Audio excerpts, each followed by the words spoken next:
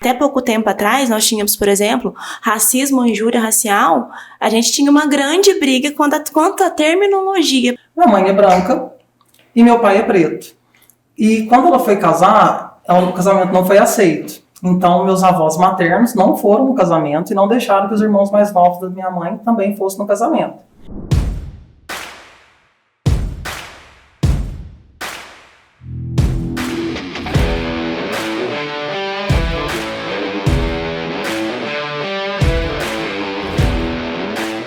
Sejam muito bem-vindos a mais um episódio do PSCcast. Quem que tá aqui hoje para falar com a gente sobre letramento racial? A gente está recebendo aqui a doutora Paula Eugênio, que é advogada, delegada da Caixa Assistência de Advogados em Varginha, advogada familiarista e civilista. E temos também a professora Natália Amanda, que é diretora da Escola Municipal e também é agente local do PNERC. Quanto o letramento racial impacta, influencia na formação da identidade da criança, do jovem negro e negra, porque a gente percebe, né, que nem todo mundo consegue crescer e se tornar um adulto desconstruído, forte, resiliente, posicionado. Muitos vão preferir omitir essa pauta, né? Eu tô num ambiente que às vezes o social já me protege, eu tô numa posição social privilegiada, eu não preciso ficar usando essa pauta racial o tempo todo, então não vou me comprometer. Mas fato é que para a construção dessa identidade, né, além, inclusive, independente desse fator de classe, o quanto o letramento racial influencia para isso? Influencia até muitas vezes na própria posição que a pessoa negra chega. Porque muitos, eles não querem, eles vão se omitir, muitas crianças, muitas vezes, elas são tímidas, mas muitos vão chegar em grandes posições porque ela sabe que não tem o direito de errar. Ela tem o direito, ela vai ter uma oportunidade só, ela pode fazer uma vez só.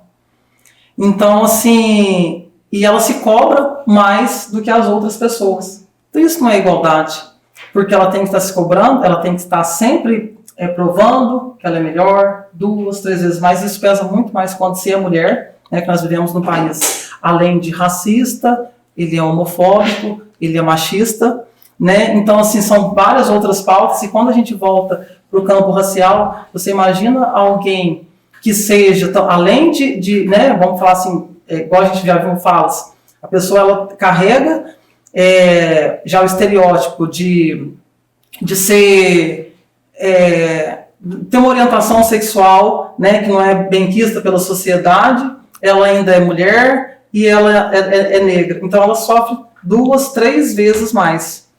Então, eu falo assim, a questão do letramento realmente é isso. Porque o que eu venho a pensar? Há um tempo atrás, teve uns políticos que eles brigaram com cadeiradas. Certo? Foram 2 homens brancos que brigaram. Então, todo mundo falou, xingou, tal, que vergonha, tal. Eu fico imaginando se fossem 2 homens pretos, falariam, são 2 macacos. Por quê? Tudo que é ruim a gente remete a animais. É como se as pessoas pretas não tivessem nem o direito de serem considerados humanos. Então, quando a gente quer desmoralizar alguém, é uma vaca, uma galinha, um cachorro, e aí o negro é um macaco. Então, a gente vê assim, até essa diferença, muitas vezes, olha lá, como que comporta, né, brigando. Mas eram 2 homens brancos, então, assim, até a pauta foi colocada de forma diferente. Então, assim, por isso que é tão importante esse letramento. Acho que são chamados super negros, né? Porque a dedicação sempre tem que ser maior em todos os pontos. Se você vai numa entrevista de emprego, a gente fala 2 pessoas ali, aí entra nessa questão que a Nayara acabou citando. Tipo, o negro tem que estar sempre muito bem vestido para chegar ali. O currículo dele tem que ser sempre maior. Ele sempre tem que fazer algo a mais para chegar em uma posição de igualdade com uma pessoa branca na maioria das vezes, né? Então, a mulher, se é uma mãe solo, é uma mãe solo, né, como se já fosse aí, mas é uma mãe solo negra, é uma mãe solo preta, né, então vai aumentando, e a gente acostumou, na verdade, a acreditar que a gente precisa oferecer sempre mais para que a gente chegue em uma situação de igualdade. E isso passa muito pelo que você falou, porque a gente tem essa dificuldade de entender que nós somos seres humanos muitas das vezes, porque às vezes o coleguinha chama o outro de macaco, é uma brincadeira. A gente escuta diretamente, mas se alguém usar uma camiseta 100% branco, nossa, vai dar processo contra racismo.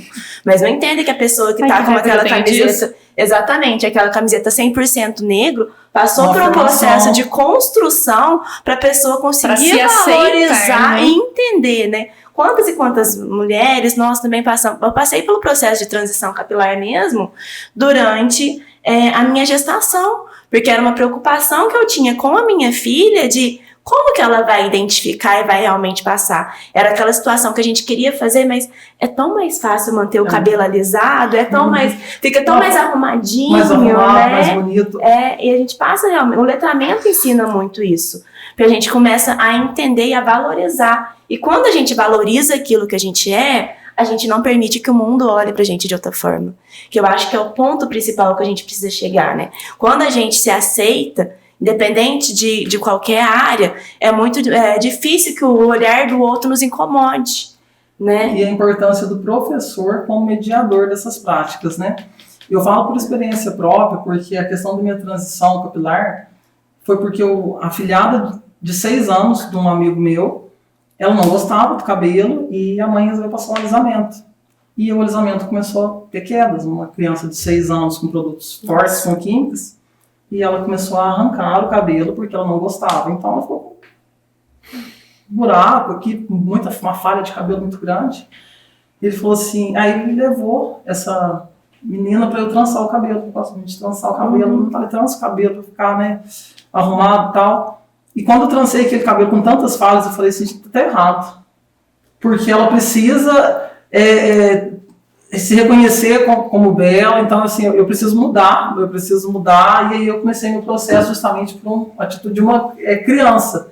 Né, assim, hoje a mãe leva, faz as tranças dela, tal, né, com jumbo, todo bonito, mas eu falo assim, qual que é a importância do professor para mediar aquela brincadeirinha, daquele racismo recreativo? Tem uma professora universitária que ela tem um texto que ela fala sobre o que ela passou numa festa junina. E ela não foi escolhida para dançar e ficou ela e o amigo por último, né? O amigo de pele negra também. E todas as crianças chamavam de macaco. Ela falou assim, agora eu fico pensando... Ela falou que foi a primeira vez que ela sentiu o inferno que o padre tanto falava na missa, porque as pernas eram ficaram bambas, ela descreve na carta. Na verdade, ela faz a carta para esse amigo. E que depois ela não conseguiu dançar direito, porque a mãe também nesse dia não pôde ir na festa junina dela. Então, assim, ela teve um trauma, depois eu compartilho com vocês essa carta. E no final ela pergunta, que ela fala que o amigo dela, na época, começou a rir também, para amenizar a situação. Ela fala coisa da professora universitária, ela cita as leis, e ela pergunta como que ele está hoje, né? Essa carta foi de 2009, como que ele está hoje depois daquilo tudo que ele passou. Mas que a professora via e não falava nada, era omissa. Que ela sentia o riso da professora entre os dentes, achando graça daquela situação também. Era uma criança. Então, assim, a função da escola é formar, é preparar, não é só de forma didática, é preparar para o mundo, preparar pelas relações, né? E isso inclui todos os tipos de relações humanas.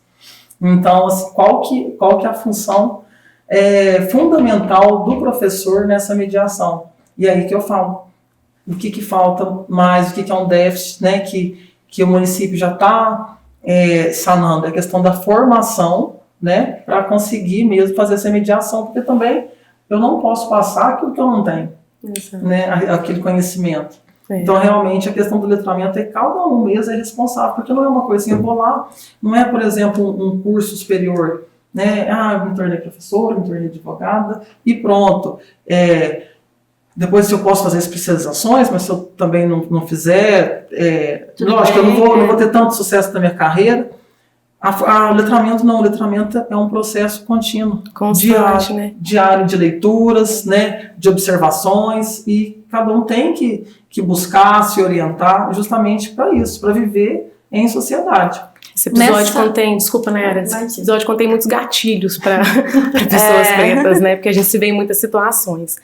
Tem uma coisa que a gente está comentando aqui, né? Da transição capilar. Nós 3 passamos por isso. E é muito importante dentro do que a gente fala de humanizar, de respeitar a identidade, que a gente também deixa muito evidente que não é uma imposição do crespo. A mulher preta, ela tem um direito de escolha. Sim. Se ela quiser fazer um alisamento no cabelo dela, tá tudo certo. O que a gente busca combater muito é de que ela entenda que o alisamento, ele é uma imposição, que não há espaço para ela ter o cabelo dela natural como ele é na sua origem, mas que se ela quiser alisar, tá tudo certo também. Tá tudo certo. Eu passei por um episódio recentíssimo sobre isso. Eu tava de escova no cabelo, porque não queria ficar com o cabelo molhado, escovei o cabelo, e uma pessoa virou pra mim e falou assim, mas você não defende os negros? Exato. E aí a gente passa por aquela situação, vale a pena a gente continuar... Mas realmente a gente tem essa situação, né, que a Shirley citou. É uma escolha nossa, né? Se eu quero manter o meu cabelo alisado, se eu quero manter escovado, se eu quero cacho, se eu quero cabelo rosa, azul, vermelho, laranja. Se eu quero ficar careca, ninguém tem nada com isso. E a cobrança vem até nesse ponto, né? Se a gente defende a pauta negra, visualmente nós temos que representar pessoas negras, senão a gente não estaria no lugar de pertencimento, né? E é uma situação realmente dolorosa que a gente fica exatamente nessa situação de parecer que sempre a gente precisa justificar o que está fazendo, doutora né? Paula, eu vejo assim, o motivo para qual me fez ter a transição foi porque assim, eu preciso arrumar o cabelo. O que era arrumar? Arrumar o cabelo. Escova, prancha. Escova e chapinha pra ficar bonita. Ó, tô bonita, claro.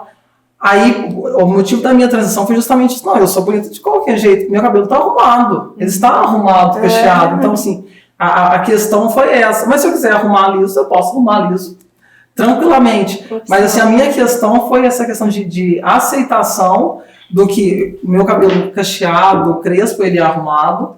Né? Ele não precisa estar escovado para estar arrumado. Foi justamente uma imposição, porque desde os 7 anos, nós tivemos... Não posso nem falar a marca, mas um cheiro. Já senti o cheiro, né? Termina com vida, né? Vida.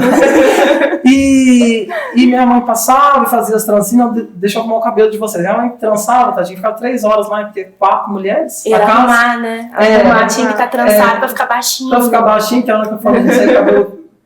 Depois ela acho que ela cansou das tranças, então vamos alisar, né? Minha mãe não tinha cabelo crespo. E veio tudo isso durante muito tempo.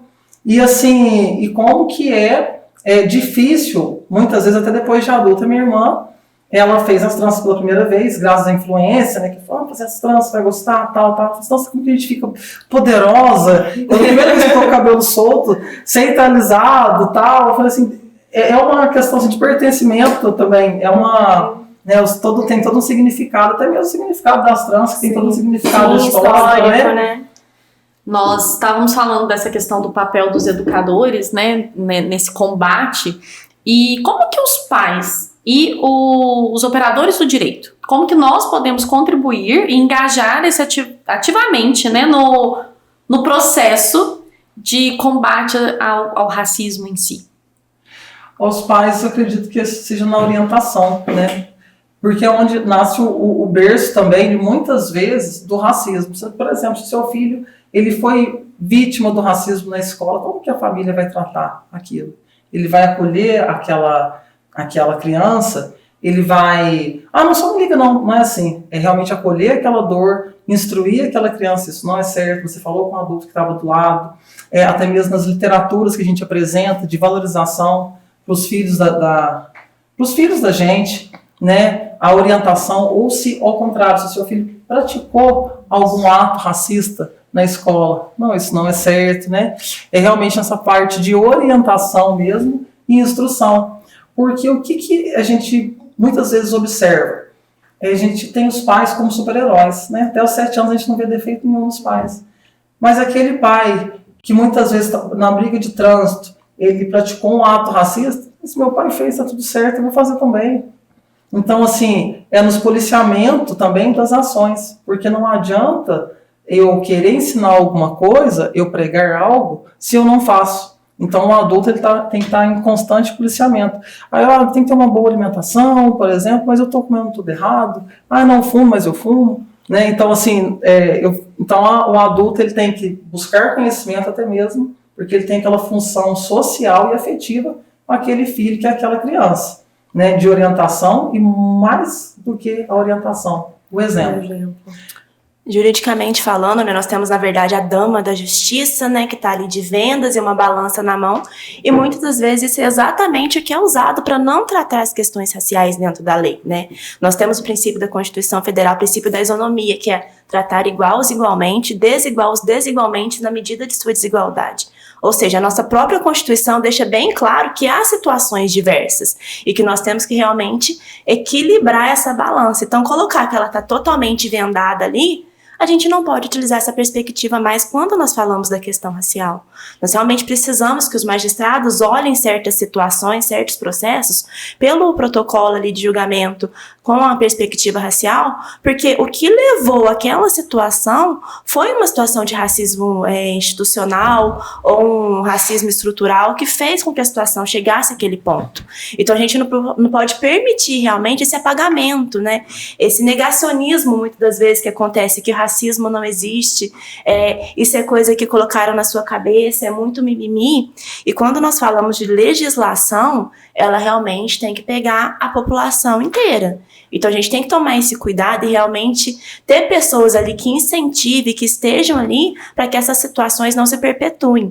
Você até mencionou, Shirley, mas é obrigação do negro ter que ficar toda hora explicando? Não, não é. Conhecimento hoje é muito fácil, né? Se você quer ter um conhecimento um pouco mais profundo, você vai em um livro. Se você quer aquele conhecimento ali para 2 minutos, você digita no celular ali e te dá uma resposta. Então, essa desculpa de não ter o conhecimento, ela não funciona, né? É falta de interesse, na verdade. Então, se nós temos um princípio que determina que a gente tem que tratar as pessoas iguais de acordo com a sua necessidade, ou seja, colocar todo mundo ali em igualdade, em parte de igualdade, equidade. Em parte de equidade, nós não podemos permitir realmente que situações que têm um racismo explícito cheguem no judiciário e sejam tratadas como se nada fosse, né? Então, o papel do judiciário, o papel legislativo, nós, né, realmente trabalhamos nessa área, é ter esse olhar para essas situações e realmente pegar mais firme ali quando aconteça, né? E é essa situação que você disse, quando acontece uma situação de racismo ali dentro de casa, que o pai vira e fala, deixa pra lá, é coisa que acontece? Não. Realmente, não, isso foi um crime, esse crime tem penalidade, tem que ter um julgamento, e é um trabalho cansativo muitas das vezes, porque a gente cansa de ficar sempre ali, mas é um trabalho que infelizmente ainda precisa ser feito, né? Até que as pessoas, se não conseguem pelo amor, que vão pela dor, e o judiciário entra nisso, né? E somos seres históricos, né? Se a gente for analisar, o Brasil foi um dos últimos países da América a abolir a escravidão. Então, assim, quantos povos, né? 12, 13 bilhões de pessoas foram escravizadas. Então, a gente tem essa marca histórica no nosso país. Não faz nem tanto tempo assim, né? E nem faz tanto tempo assim. Por isso que eu queria ouvir de vocês agora, a gente está encaminhando para o final, queria ouvir de vocês dicas. O que vocês diriam para quem quer começar ou quer aprofundar no letramento racial? Quais seriam as dicas práticas para essas pessoas? Leituras, manual antirracista do Djamila, o pequeno manual antirracista de Djamila Ribeiro já é um ótimo início, é um manual pequeno, de bolso. Leitura boa. Uma leitura boa, né? Assim, não, é bem gostosa, bem sucinta. E é muita leitura, muito conhecimento, muita conversa, muito diálogo, muita escuta. É realmente vontade de aprender, né? Ninguém nasce sabendo. Pacto da Branquitude também, eu acho que é um livro interessantíssimo para começar essa leitura, realmente. E é estudo, né? Não, é a leitura, é realmente buscar o conhecimento. Através de rodas de conversa, através de contatos com os amigos. Como a Nara disse, o que você gostaria, como que você gostaria? Te incomoda essa questão? Eu acho que a gente passa muito pela escutativa, né? E realmente, olha, eu estou uma pessoa branca, como você disse, o seu marido, que ele foi atrás de informações, porque ele viu que seria importante, né? Fazia parte da sua história ele ter esse conhecimento. Então passa muito pela vontade. Mas eu acho que a literatura é um grande pontapé. Exatamente isso. O primeiro passo é a vontade. Porque se você tiver vontade, você vai atrás. Você descobre, você vê o que precisa ser feito. Mas se não tiver interesse, não vai sair do lugar. Não adianta nem as leis, infelizmente, nesse ponto, né? Mas assim, nem as sanções por exemplo, um podcast como esse, né? Quantas pessoas a gente vai atingir? Né? A gente não tem proporção de quantas pessoas vão assistir, vão se sentir sensibilizadas e a partir daqui vão também buscar mais conhecimento, né? Que seja um start realmente para para acontecer, muitos eventos, como a gente teve lá o simpósio de letramento racial, realmente assim, pessoas que estão em lugar de muita visibilidade, por exemplo, como vocês, que têm realmente essa visibilidade, propagar e ter essas iniciativas, isso é muito importante. Vocês poderiam estar tratando de outras temáticas, não, mas vocês trataram de um tema tão relevante para a nossa sociedade que gostaria de parabenizar. Obrigada, por isso, e agradecer também a oportunidade. Muito obrigada. A gente que agradece, essa aula e essa troca de A gente sabe que tem gente que está cansado de escutar sobre isso, mas vai escutar mais. Vai escutar mais um pouquinho. Muito obrigada pela presença de vocês, tudo que vocês compartilharam conosco. A gente